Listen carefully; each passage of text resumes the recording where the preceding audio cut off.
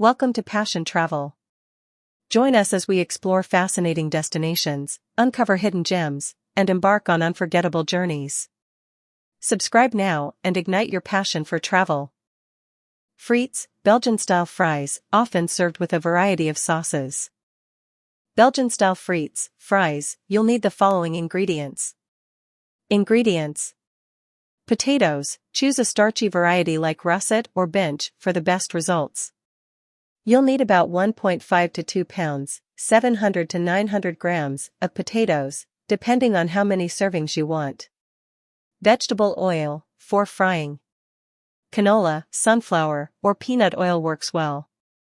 You'll need enough to submerge the potatoes, usually around 2 to 3 cups, 500 to 750 milliliters, depending on the size of your fryer or pan. Salt, to season the frites. Adjust to taste. Optional. Seasonings, additional seasonings like garlic powder, paprika, or herbs can be added if desired. Vinegar, some people like to add a splash of malt vinegar or white vinegar for extra flavor, either during cooking or as a topping. Instructions. Peel and cut potatoes. Peel the potatoes, if you prefer them peeled, and cut them into even sticks about 1/4 to half an inch, 0.5 to 1 centimeter, thick. Rinse and soak. Rinse the cut potatoes under cold water to remove excess starch. Soak them in a bowl of cold water for at least 30 minutes, or up to a few hours. This helps to make the frites crispier. Drain and dry. Drain the potatoes and pat them dry with a clean kitchen towel. Ensure they are completely dry to avoid oil splatters during frying. Heat oil. In a deep fryer or a heavy-bottomed pot, heat the oil to about 325 degrees Fahrenheit 165 degrees Celsius. Use a thermometer to check the temperature. First fry. Fry the potatoes in batches, without overcrowding, for about 3 to 4 minutes, or until they are soft, but not yet golden. Remove with a slotted spoon and drain on paper towels. Increase oil temperature. Raise the oil temperature to 375 degrees Fahrenheit 190 degrees Celsius. Second fry. Fry the potatoes again in batches for an additional 2 to 3 minutes, or until they are golden brown and crispy. Drain on paper towels. Season. While still hot, sprinkle the frites with salt and any other desired seasonings. Serve immediately with your choice of dipping sauces, such as mayonnaise, ketchup, or a variety of Belgian sauces. Enjoy your homemade frites. Bitterballen, deep-fried meatballs, typically made with beef or veal. Bitterballen are a popular Dutch snack, perfect for parties or casual gatherings. They're crispy on the outside and filled with a rich, savory meat ragout. Here's a classic recipe to make them from scratch. Ingredients. For the filling: 2 tablespoons butter. 1 small onion, finely chopped. 1 garlic clove, minced. 1/4 cup all-purpose flour. 1 cup beef broth. 1/2 cup milk. 1 teaspoon Dijon mustard. 1/2 teaspoon ground nutmeg. 1/2 teaspoon ground black pepper. 1/2 teaspoon salt. 1 cup cooked, shredded beef, or veal, or a mixture of meats. 2 tablespoons chopped fresh parsley, optional. For coating and frying. 1 cup all-purpose flour, for dredging. 2 large eggs, beaten. 2 cups breadcrumbs, preferably panko for extra crunch.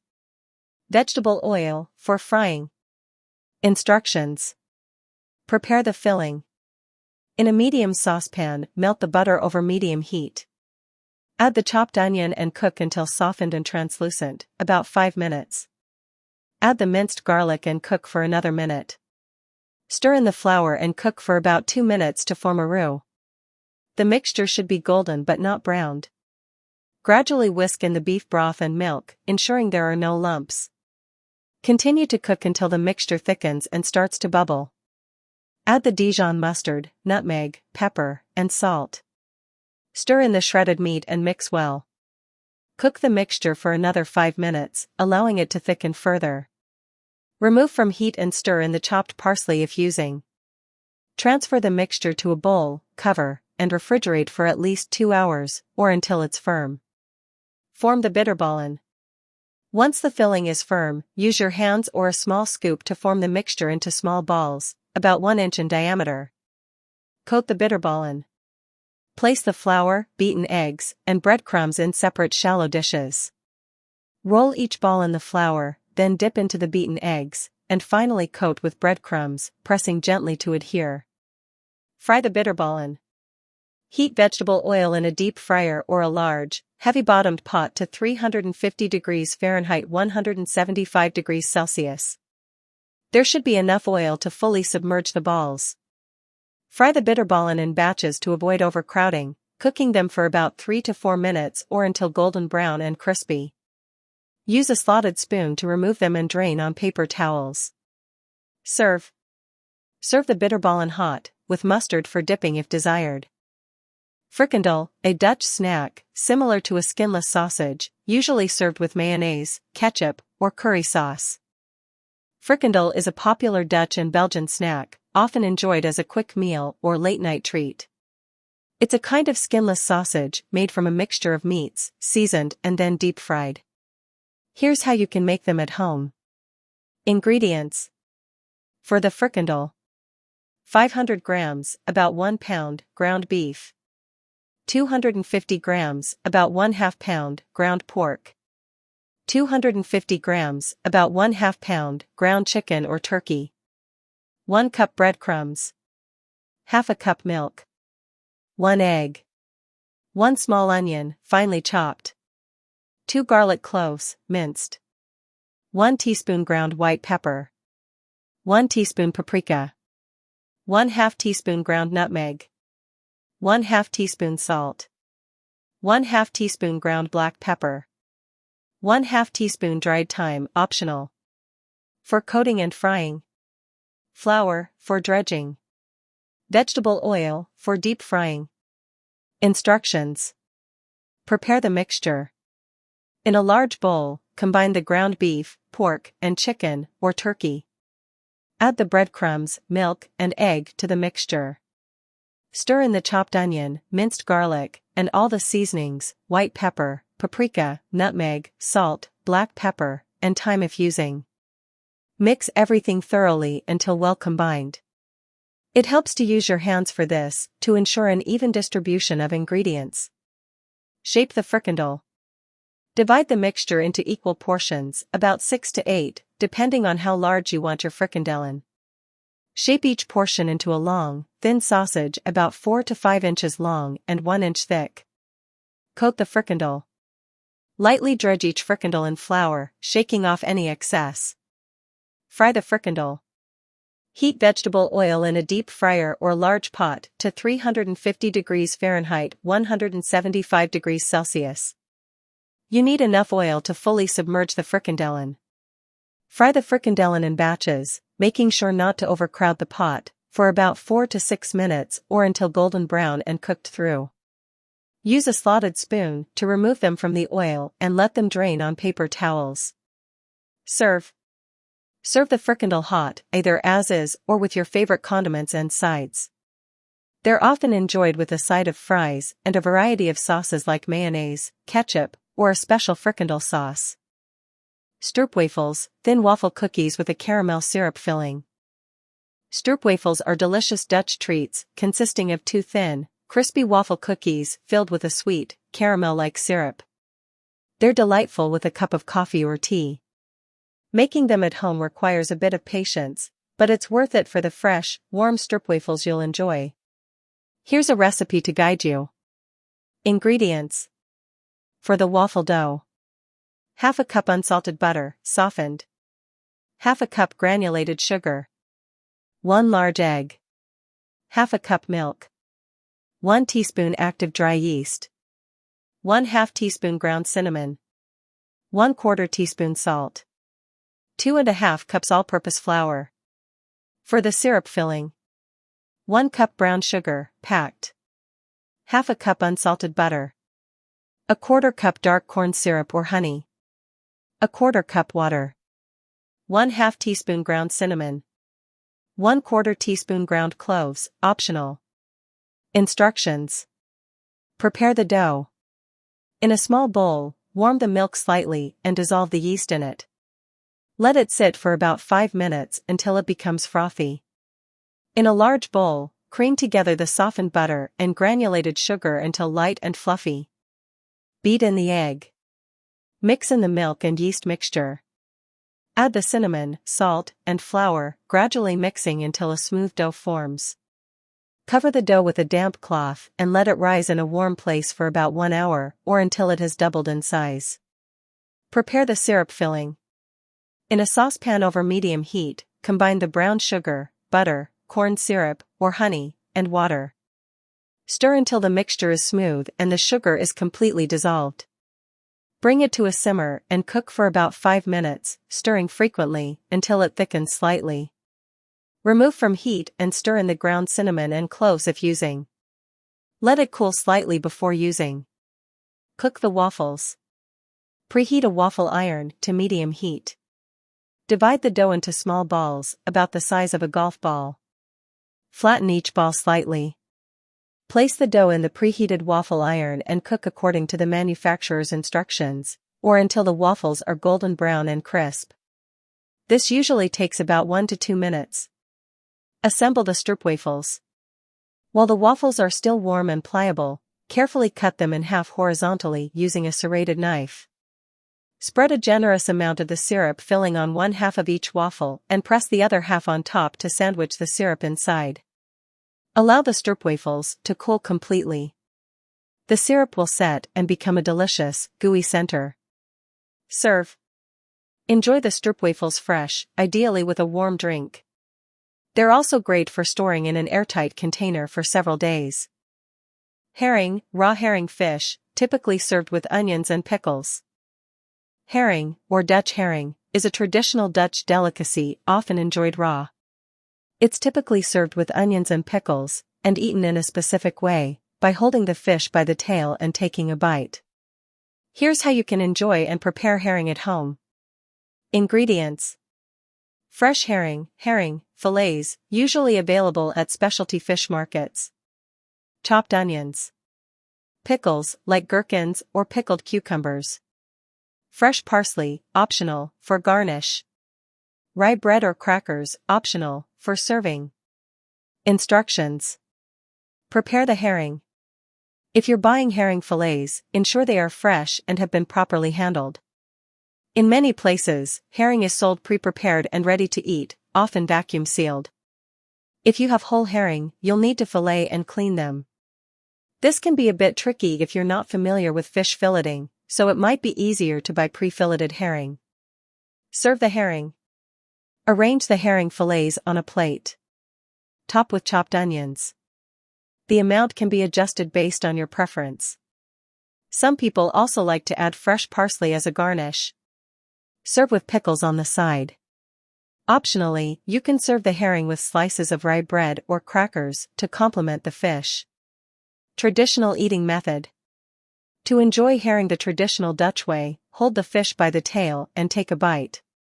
If you're new to this, you might find it easier to cut the fish into bite-sized pieces. Sate, skewered and grilled meat, often served with a peanut sauce. Sate, or Sate, is a popular Indonesian dish that consists of skewered and grilled meat, often served with a flavorful peanut sauce. It's a versatile dish that can be made with various types of meat, such as chicken, beef, or pork. Here's a basic recipe for making chicken sate with peanut sauce. Ingredients. For the sate: 1 pound, 450 grams, boneless, skinless chicken thighs or breasts, cut into bite-sized pieces. 1/4 cup soy sauce. 2 tablespoons vegetable oil. 2 tablespoons brown sugar. 2 cloves garlic, minced. 1 tablespoon fresh ginger, minced. 1 tablespoon lime juice. 1 teaspoon ground coriander, optional. 1 teaspoon ground turmeric, optional. 1 teaspoon ground cumin, optional. For the peanut sauce: 1 cup creamy peanut butter. 1/2 cup coconut milk. 1/4 cup soy sauce. 2 tablespoons brown sugar. 1 tablespoon lime juice. 2 cloves garlic, minced. 1 teaspoon grated fresh ginger. 1/2 teaspoon chili paste or sriracha, adjust to taste for heat. 1/4 cup water, to adjust consistency. For garnish, chopped cilantro, sliced cucumber, sliced red onion. Instructions. Marinate the chicken. In a bowl, combine the soy sauce, vegetable oil, brown sugar, minced garlic, minced ginger, lime juice, and optional spices, coriander, turmeric, cumin. Add the chicken pieces to the marinade, mixing well to coat all pieces. Cover and refrigerate for at least 1 hour, or overnight, for more flavor. Prepare the peanut sauce. In a saucepan over medium heat, combine the peanut butter, coconut milk, soy sauce, brown sugar, lime juice, minced garlic, grated ginger, and chili paste or sriracha. Stir continuously until the sauce is smooth and heated through. If the sauce is too thick, add water a little at a time until you reach your desired consistency. Taste and adjust seasoning if needed. Remove from heat and set aside. Skewer and grill the chicken. Preheat your grill or grill pan to medium-high heat. Thread the marinated chicken pieces onto skewers. If you're using wooden skewers, soak them in water for 30 minutes beforehand to prevent burning. Grill the chicken skewers for about 3 to 4 minutes per side, or until the chicken is cooked through and has a nice char. Make sure to turn the skewers to ensure even cooking. Serve. Serve the grilled chicken sate with the peanut sauce drizzled on top or served on the side for dipping. Garnish with chopped cilantro, sliced cucumber, and sliced red onion. Optionally, serve with steamed rice or rice cakes, ketchup, on the side. Gouda. While not always street food, some stalls offer slices of this famous cheese. Gouda is a well-known Dutch cheese that originated in the city of Gouda, in the Netherlands. It's a semi-hard cheese with a smooth texture and a rich, creamy flavor. Depending on its aging, Gouda can range from mild and creamy to sharp and crumbly. Here's a brief overview of Gouda cheese, including how it's made and how to use it. Types of Gouda. Young Gouda, young, mild, creamy, and soft with a slightly springy texture. Often aged for only a few weeks to a few months. Aged Gouda, oud, sharp, nutty, and crumbly with a more complex flavor profile. Aged for 6 months to several years. Smoked Gouda, infused with a smoky flavor, usually through a smoking process. Flavored Gouda may include added ingredients like herbs, spices, or vegetables. Making Gouda cheese, overview. Ingredients. Cow's milk, raw or pasteurized. Rennet, a natural enzyme used to coagulate the milk. Cheese cultures, bacteria that help develop flavor. Salt. Basic process. Milk preparation, heat the milk and add cheese cultures to start the fermentation process. Coagulation, add rennet to coagulate the milk, forming curds and whey. Cutting the curds, cut the curds to release the whey. Cooking and stirring, heat the curds while stirring to help them firm up and expel more whey. Draining, drain the whey and press the curds into a mold. Salting, salt the cheese to enhance flavor and aid preservation.